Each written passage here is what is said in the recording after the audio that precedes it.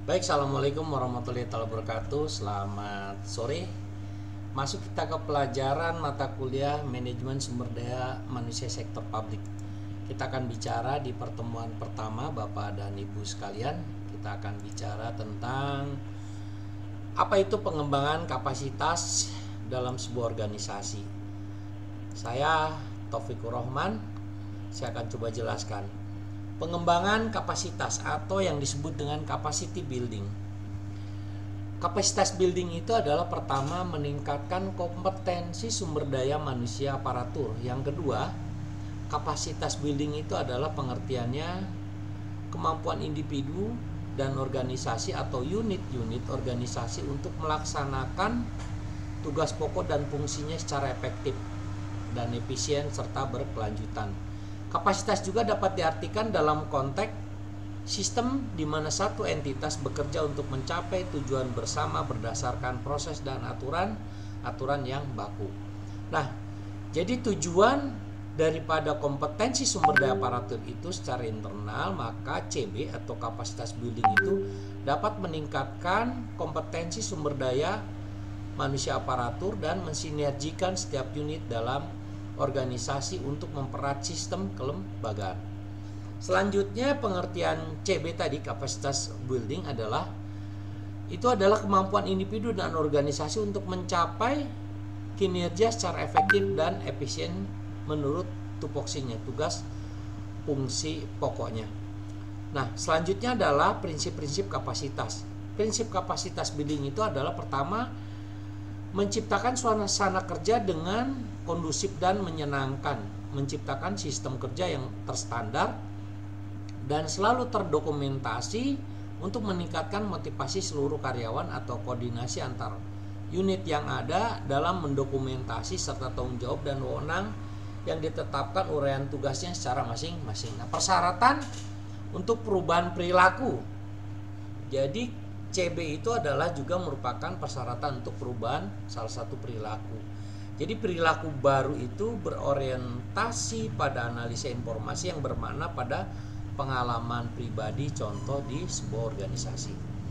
Nah, bagaimana strategi membangun kapasitas kualitas pelaksanaan terhadap tugas, peran, dan fungsi kita sebagai manusia di administratur manajemen sumber daya manusia sektor publik. Maka yang disebut dengan level strength hasil. Individu dalam kerangka meningkatkan pengetahuan, keterampilan, kompetensi, dan etika profesi, maka kualitas pelaksanaan tugas organisasi dalam penataan sistem informasi manajerial atau sumber daya manusia dan juga prosedur serta struktur pengambilan keputusan, sistem penyusunan kerangka hukum dalam bentuk kebijakan. Baik, slide selanjutnya. Maka kapasitas building itu akan kita kaitkan dengan tupoksi di salah satu organisasi, itu namanya LPMP. Di mana ada quality control, ada quality assurance atau QA, ada quality improvement atau QI, dan ada capacity building dan ada dikaitkan dengan tupoksi LM, P, QC, QA dan definition. Nah, maka yang pertama adalah bagaimana memeriksa, checking bahwa aturan telah diikuti, dipatuhi secara output berupa pengakuan. Maka contohnya terakreditasi adanya pengumpulan data dan dapat dilihat secara story dash atau data tells pada pelaporan rekomendasi. Lantas juga harus membuat input proses atau output IPO untuk bisa menjadi lebih baik, melakukan tindakan peningkatan berdasarkan laporan dan rekomendasi dari quality control tadi, quality assurance tadi. Nah, lantas selanjutnya adalah memberikan peningkatan sikap pengetahuan keterampilan peluang dalam mendukung quality analisis dan quality informasi untuk menjadi lebih baik secara internal. Maka ini di LPPMP itu ada PP nomor 7 tahun 2007 atau Permendiknas nomor 19, nomor 46, nomor 50, nomor 66 itu tahun 2007. Dan ketiga adanya data analisis serta data laporan. Selanjutnya, bagaimana tugas dapat melakukan lebih baik, misalnya menyempurnakan tugas pemetaan pelatihan sistem pengembangan tim kualitas spesifikasi atau coaching monitoring eksternal atau dinas provinsi kabupaten sekolah kelompok guru. Nah, selanjutnya adalah pelanggan daripada KIC atau untuk eksternal, bukan tanggung jawab dari LPMP sendiri. Nah, selanjutnya harus ada pelayanan prima dari quality assurance tadi. Seperti misalkan adanya di dalam Permendikmas itu SPPM PDG, Undang-Undang Sosialisasi atau Quality Assurance dan Quality Informasi berdasarkan peraturan menteri itu mengenai surat perintah tentang penyelenggaraan PMP, itu pelatihan kompetensi SPPM, dan juga pelatihan pengawas, pelatihan kepala sekolah atau pelatihan guru. Nah, selanjutnya Bapak dan Ibu, kita akan melihat bahwa di lapangan pasti akan akan terjadi yang dinamakan dengan kendala pengembangan kapasitas. Biasanya pengembangan kapasitas itu adalah berupa kurangnya komitmen atau staf, kurangnya pemahaman tentang manajemen kualitas, ketidakmampuan itu dalam merubah kultur dan perilaku, yang kurang akuratnya perencanaan atau kualitas, kurang efektifnya program pengembangan sumber daya manusia dalam sistem dan struktur kelembagaan. Sehingga hal itu pasti akan tidak kondusif atau terjadi keterbatasan sumber-sumber, lemah sistem insentif misalkan. Itu terutama dalam hal minimal soal non finansial.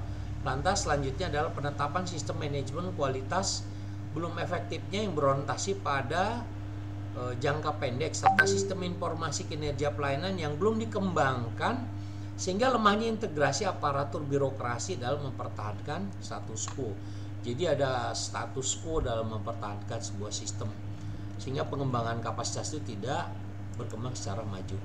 Nah, selanjutnya adalah personality plus Hegar pangarep. Itu membuat diri sendiri semakin menarik. Selanjutnya itu adalah pahami watak sendiri atau adaptif penuh terhadap keseimbangan, memberi contoh yang baik, memiliki kesetiaan dan percaya diri yang penuh. Nah, dalam pengembangan kapasitas juga ada yang namanya buat orang lain yang merasa nyaman. Jadi bagaimana dalam memberikan pola pengembangan kapasitas building ini kepada penerima pesan atau penerima informasi, dia merasa terasa nyaman dalam memberikan atau menerima informasi yang diberikan.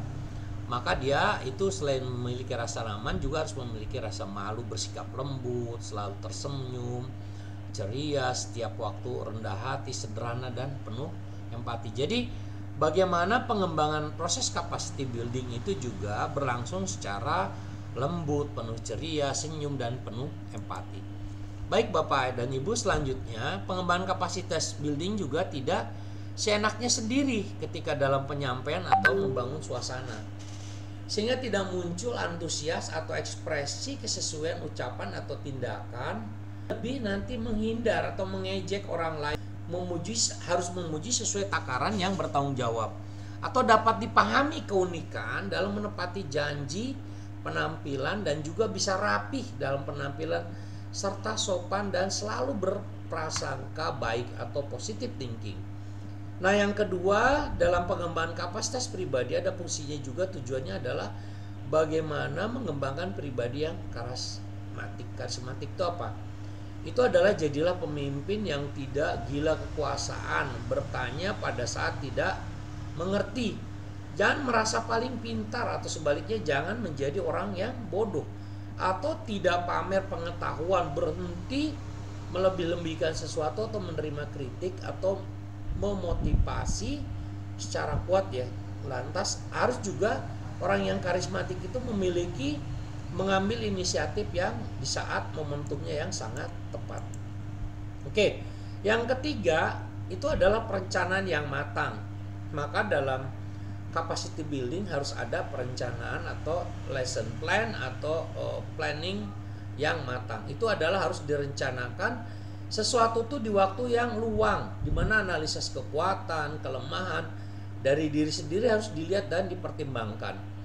Lihatlah atas dan bawah, bahwa dilihat juga sisi kerugian atau keuntungannya jika merencanakan terhadap sesuatu persoalan atau suatu tindakan atau kegiatan. Tidak menganggap enteng, lantas tidak meminimalisasi untuk meminjam barang di sini. Nah, yang dia adalah komunikasi secara efektif. Itu jangan bicara secara terus-menerus sehingga orang lain akan terlihat semakin bosan melihat para presenter.